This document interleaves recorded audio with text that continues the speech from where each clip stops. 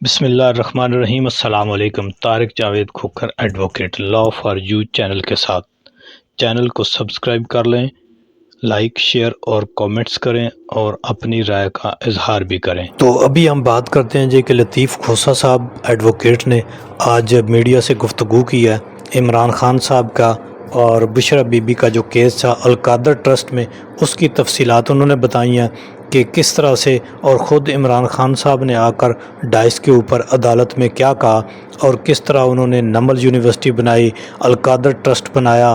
اور یہ شوکت خانم بنایا، اور کس طرح سے انہوں نے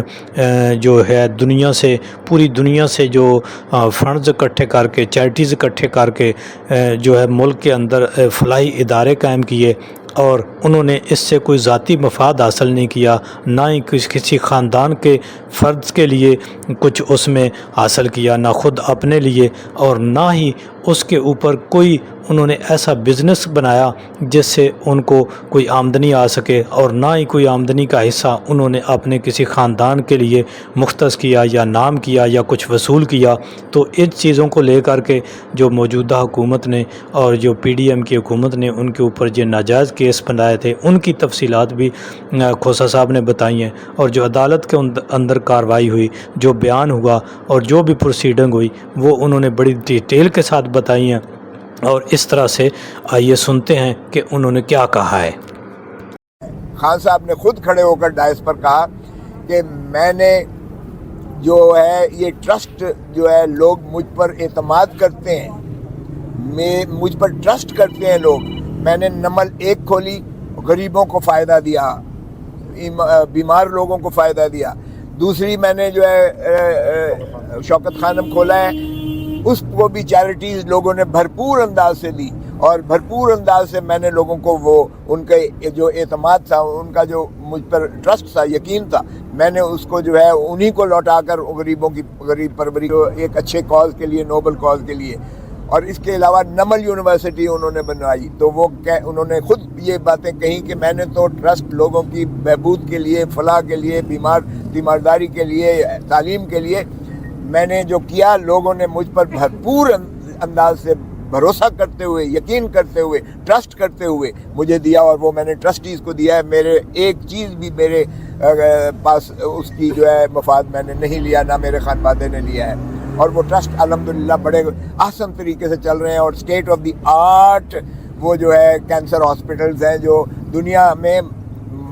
مانے جاتے ہیں۔ تو اس لیے یہ کوئی اب اگر القادر یونیورسٹی بنائی ہے تو یہ بھی اسی کے تسلسل میں نے لوگوں کو جو ہے تعلیم کے جو ہے وہ کرنے کے لیے، اس کو غریبوں میں تعلیم بانٹنے کے لیے اور عام کرنے کے لیے اور ان کو دینے کے لیے یہ بھی ٹرسٹ کیا ہے۔ یہ بالکل میرے اوپر جھوٹا کیس ہی نہیں ہے، بلکہ یہ اس سے زیادہ غلط کیس نہیں ہو سکتا ہے کہ میرے اعتماد لوگوں سے اٹھانے کے لیے یہ کاوش کی گئی ہے، مذموم کاوش کی گئی ہے۔ تو انہوں نے کہا کہ ہر چیز جو ہے یہ کابینہ سے اپرووڈ تھی، باقاعدہ ہر چیز کا ریکارڈ موجود ہے، ہر چیز کی دستاویزات نیب کے پاس موجود ہے، جس کا نیب خود جو ہے ببانگ دول کریڈٹ لیتی رہی ہے کہ ہم نے ایک۔ اور پھر انہوں نے کہا، جب تفتیشی نے بتایا کہ یہ حسن نواز سے 1 ہائیڈ پارک جو ہے یہ مہنگے داموں ملک ریاض نے 50 ارب روپے میں خریدا، اور جہاں سے یہ شروعات کرائمز جو لندن کی کرائمز ایجنسی کو شک پڑا اور جہاں سے تفتیش شروع کی، تو اس کا خلاف میں نے پوچھا کہ کوئی وارنٹ ہے حسن نواز کے خلاف، لیکن وہاں پروسیکیوٹر صاحب بالکل ایسے جو ہے اس طرح سے انہوں نے وہ اس کو گول کرنے کی کوشش کی کہ کیونکہ نہ تو اس کا سمن نہ بلایا گیا، بادشاہ سلامت کو کون بلاتا ہے اور شہزادے کو کون بلاتا ہے، سو اس لیے اس حد تک تو کوئی نہیں تھا۔ البتہ وہ کہنے لگے کہ اس میں 8 دن، تو میں نے کہا ملک ریاض صاحب کو بلایا ہے، ملک ریاض صاحب کا بھی اس میں جو ہے کوئی، اور ملک ریاض صاحب کے فرزند ارجمند بھی تھے، ملک ریاض صاحب کی بیٹی بہو بھی اس میں موجود تھیں، جن کے نام سے اکاؤنٹس میں 20 ارب جو ہے پاؤنڈ آئے تھے، تو یہ 20 ملین پاؤنڈ آئے، تو یہ باقی لوگ جو ہیں ان میں سے کسی کو گرفتار یا کسی کو پابند سلاسل یا کسی کو جو ہے پابند نیب نے نہیں کیا ہے، صرف عمران خان کو سنگل آؤٹ کر کے اس میں گرفتار کیا گیا ہے۔ حالانکہ جب کلیکٹیو وزڈم، جب کلیکٹیو رسپانسبلٹی کابینہ کرتی ہے تو کابینہ میں آپ صرف وزیر اعظم کو نہیں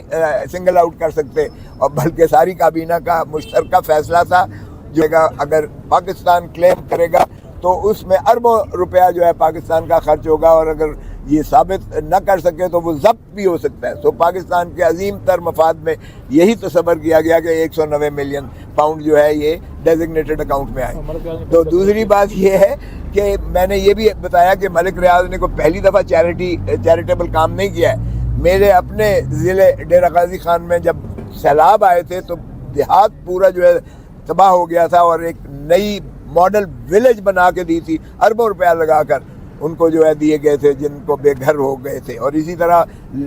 لنگر جو ہے ان کے چلتے ہیں، اور بہت سارے جو ہے ان کے چیریٹیبل ورکس چلتے ہیں۔ اس کا مطلب یہ نہیں ہے کہ وہ سارے جو ہے بدنیتی پر مبنی ہوتے ہیں یا رشوت کے پاداش میں دیے جاتے ہیں۔ ریمانڈ کی پہلے بات کی گئی تو ریمانڈ پر انہوں نے کہا کہ ہمیں 2 دن، پروسیکیوٹر کہنے لگا کہ ہمیں 3 دن کا اگر سے اجازت دی تھی آپ نے کہ ان سے استفسار کیا جائے، لیکن ہمیں 2 دن ہم کر سکے، اور اس میں بھی 1.5 گھنٹہ یا گھنٹہ ایک دن اور آدھا گھنٹہ ہمیں دوسرا دن ملا، اور ہمیں اس لیے مناسب